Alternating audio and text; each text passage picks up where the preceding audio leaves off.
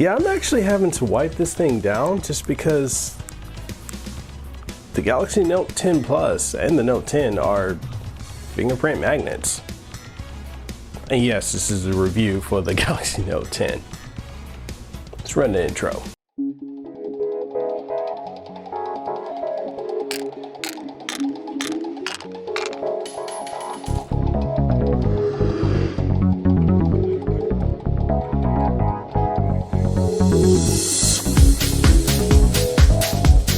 What's up, everybody? It's Mekel, Kasanova, Hawaii's favorite YouTuber and host of the #1 podcast in the state of Hawaii, the Kasanova Podcast. I'm back with another video, and I'm doing a little bit of a different style of video review. What are we doing in this video? We're actually going to be reviewing the Galaxy Note 10 Plus. This is the one I have. I've got the spec'd out one, which is a 512 gig model with about 12 gigs of RAM. This thing is an absolute beast. After using the Razer Phone 2 for the last 7 months, it's actually pretty good to go back to Samsung. I mean, it's just one of the things that with me is I really enjoy trying out new things, new tech. I'm a tech head. I like trying new things. However, the reality is sometimes switching over just isn't in the benefit for you, the user. And in my case, when I switched over to the Razer Phone 2, yeah, I was like bedazzled with the 120 Hz refresh rates, you know, the battery, the speakers and all that. But then there are certain things about the Razer Phone 2 that just, I mean, it's a great phone, don't get me wrong, I do love the phone, but there are certain things that I need that just weren't there. I had to find a gallery app, I had to find a video editing app, I had to find all these different apps to supplement what just comes by default with a Samsung or other Android product, which is annoying, but it is what it is. So with that being said, we're going to talk about the Galaxy Note 10 Plus, what I think about it, what I like, what I don't like about it, and yeah, I've had the phone for about a week now. I've been using it through and through, and let's go ahead and let's talk about it. So one of the cool things about the Galaxy Note 10 Plus that I really enjoy is the fact that I'm able to, you know, not only take my notes again, which is something that I do in my day-to-day job. Like I'm an analyst, so I go around, I have to take notes, triage things, you know, figure out what's going on, what's wrong, do RDC into stuff. And sometimes just trying to use your thumb to do all that can be really annoying, or if I'm just trying to type, it can be really annoying trying to do that. One thing I really enjoy about the Galaxy Note line of phones is I can just really just write on the screen. So if I want to do something like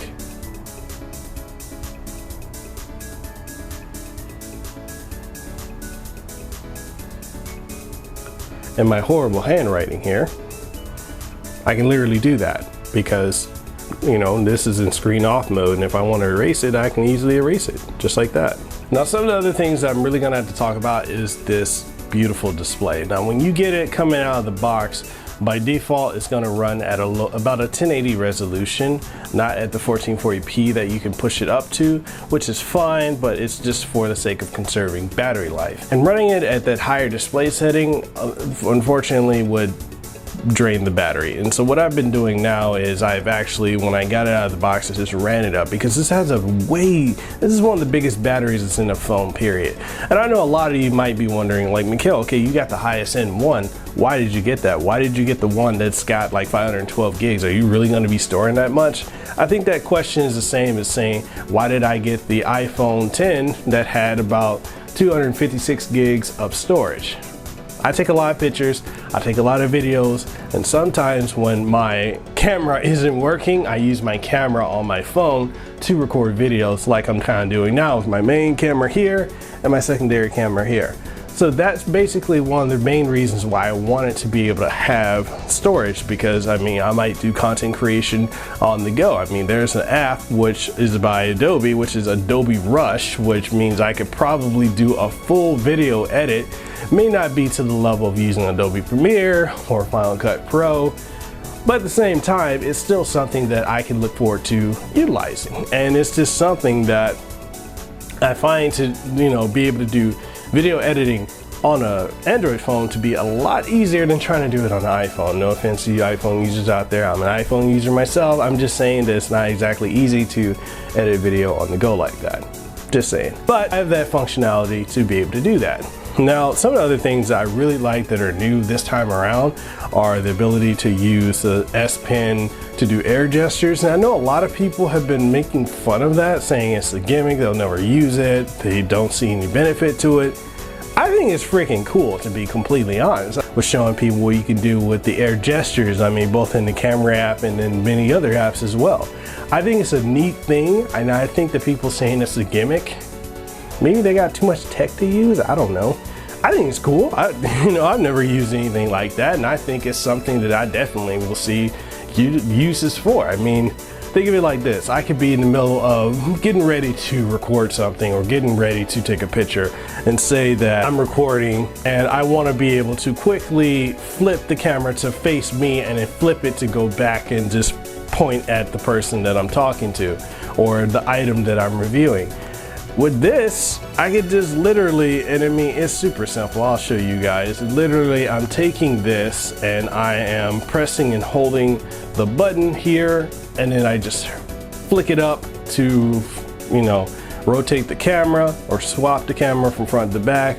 And then if I want to go into different modes, say I want to go into panoramic mode, say if I want to go into hyperlapse, or if I want to go into the new filter that allows you to blur out the background, I can easily do that. That's just something that I think is really neat of a feature that's built into the Note that I don't know if a lot of people, and I agree, most people probably won't use that, but I think it's cool. Like, it's new tech, it's something new. Is it a gimmick? I don't think it's a gimmick, but hey, to each their own. Now, when it comes to the different things that are in the box of the Galaxy Note 10, when I open it up and I know I was supposed to throw the unboxing video, so I'm gonna throw it in right here. So when it comes to unboxing the phone, I mean, the first thing you see when you open the box is basically going to be the phone itself. The Note 10 is the first exact thing that you're gonna see when you open up the box and you're looking inside. Is boom, it's right there.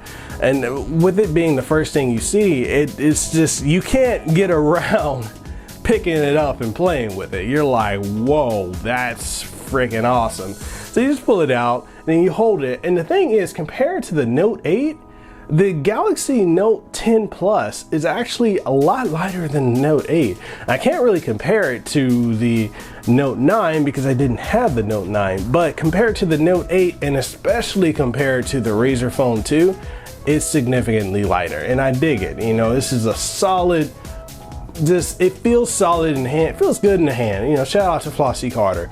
It feels really good in the hand, and I can't complain about it. You open it, you pull out the tabs, you get your usual books and stuff, and then with that, you can just transition over to just plucking and filing that, throwing that out of the way, and then you can go and see the different things that you have in there. You got your earbuds, you got your different tips for your S Pen, you've got your adapter to use USB Type-C to USB Type-A.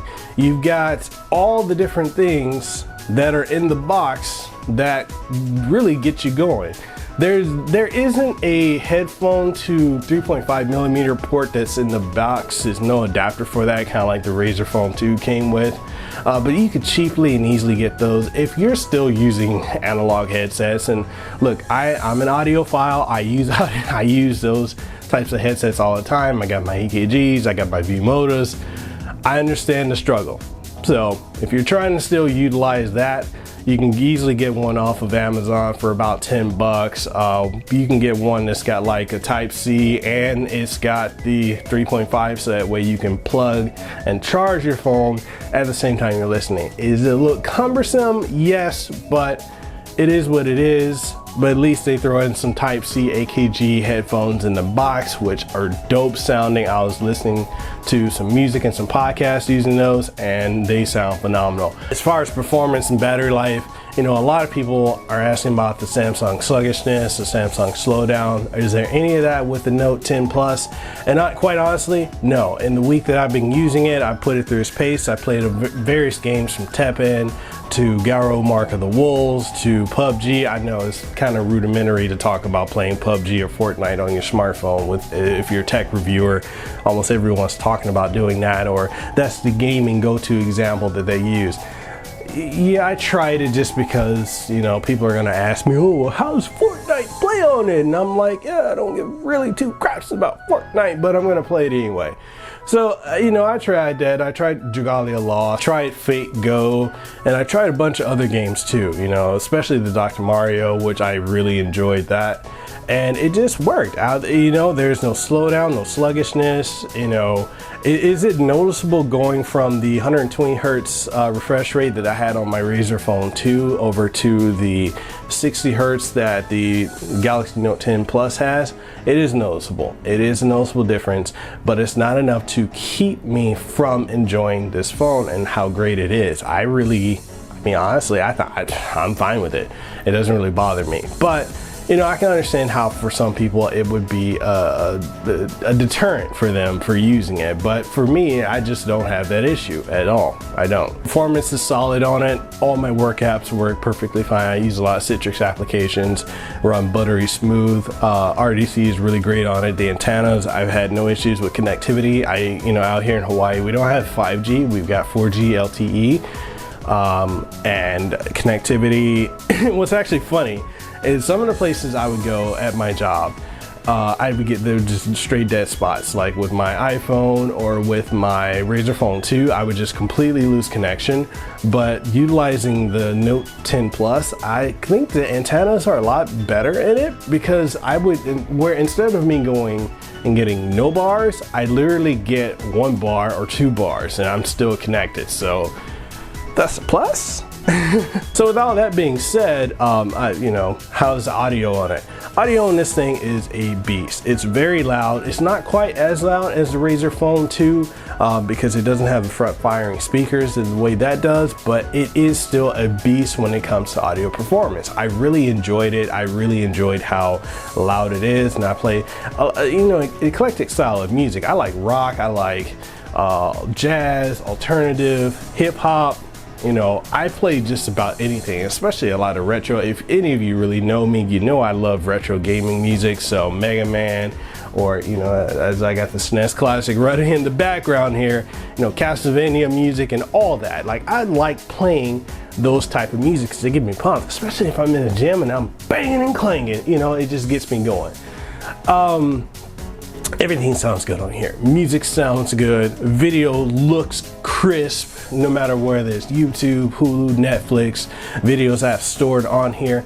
Everything looks and sounds absolutely fantastic. I can't complain about it. It's a go. It's good. It's really good. It's fuegos. A couple other things too I want to talk about. There's the fingerprint sensor, which is built into the display. Now, a lot of people do feel some kind of way about it. I've seen other bigger YouTubers complain about the fact that it's not as fast as the built-in screen fingerprint reader as, say, like the OnePlus. So I'm gonna take a different approach with it because I prefer having security and reliability over having speed. I like the fact that it probably takes us time to read the fingerprint to make sure it is me. And although I understand some people like speed and they're complaining about, oh, I just want to press it and it's unlocked. At the same time, I kind of look back to, remember the iPhone, okay? So we look at the iPhone, was it the 6 or the 6S, or was it the 7 or the 7S, where people complained about how slow the fingerprint reader was in the first one, and then the second iteration, the S model, it was too fast. I think you kind of need to pick and choose your arguments on stuff like that, because I don't think it's necessarily a worthwhile argument, to be completely honest. To me, it's not that big of a deal. I don't think much of it. It's not that big of a deal to me. I think it's kind of a moot point. That's just when you're looking for something to complain about, and you know, you look hard enough for anything, you'll find it. And I think that's what that is. I think the in-screen fingerprint reader is fine. I don't see any issues whatsoever with it. I'm dope with it. So that's my opinion on it. Other than that, I know a lot of people are upset with the lack of a headphone jack in the phone, and like I said, we're kind of transitioning to a point where almost every wireless device is not gonna have a headphone jack. So it's just one of those things. You just kind of have to adapt and go with it. I mean, you can still get dongles that allow you to do that kind of stuff. That's just the direction we're going. I mean, if you want a headphone jack and you don't want the S Pen, then go ahead and get the, you know, S10 or S10 Plus. if you're gonna go in the store and you're going to get this phone, you're gonna do like a subsidized payment, or you're gonna do a jump, you're gonna do an upgrade, you're gonna try and pre-order it outright, whichever way you go with it, you're not, I mean, honestly, you're gonna spend about $500–600 tops out of your pocket straight away just to get it, and you're probably gonna subsidize it. The average consumer doesn't typically upgrade every single year the way a tech YouTuber would. I mean, that's the other thing we gotta be completely honest about too, is tech YouTubers get phones for free. You know, a lot of us, we get, I mean, I don't, sometimes I do, but a lot of us get products sent to us for free. So I think it's kind of a little bit of a hypocritical point to say that, you know, it's too much money for you. But if you, a lot of people I know will get a phone and they don't upgrade that phone for 2, 3, 4 years. So if that's the case, if you're spending $1,000, $1,100, $1,200 on a phone, for the average consumer, that's what you're gonna be using for the next couple years. It's not that big of a jump. Should phones cost as much as a computer? Well, that's that. I mean, that's completely a subjective talking point, because basically with Samsung DeX built in, this can actually turn into a mobile workstation in and of itself. And then with the Windows 10 integration that it has built in too, I mean, it's an argument. Yeah, I can see the argument, but at the same time, it's like, I mean, I don't think it's that big of a deal. I think if you got the money to spend and you want to get it, do whatever that you want to do. But that being said, this is the wrap up. Note 10 Plus, let's go. I love it. It's honestly the best phone. It's enough for me to not use my iPhone anymore. Why don't you guys tell me what you think down in the comment section below. If you like this video, you want to see more, make sure you do me the huge favor and honor of subscribing to the YouTube channel, ding the notification bell. You know, the typical YouTuber mantras that we gotta put out to you guys all the time, because you know what, suggestive things helps. You know, so subscribe to the channel if you liked it. If you didn't like it, you don't have to. Ding the notification bell, give us a thumbs up, share it with someone you think this might be helpful for. And with that being said, make sure you guys check out the Kasanova podcast, the #1 podcast in the state of Hawaii, every single Monday at 8 a.m. Eastern Standard Time. We have new guests every single week. We actually might be increasing the amount of times that we have the Kasanova podcast going forward. I'm not too sure. That's really depending upon you guys. If you want more episodes, you just gotta let me know. And also, the other thing too is make sure you catch us streaming. We stream live on Mixer. Every Monday, Wednesday, we stream at 6 p.m. Hawaii Standard Time, and on Fridays at 7 p.m. Hawaii Standard Time, and on Saturdays, we stream at about 2 p.m. Hawaii Standard Time. So make sure you come through. It's mixer.com/Mekel Kasanova. All kinds of games. We do classic, retro, JRPGs, and more. So with that being said, I'll catch you guys in the next one. Deuces wow, too sweet, be the elite. I'll see you guys in the next one.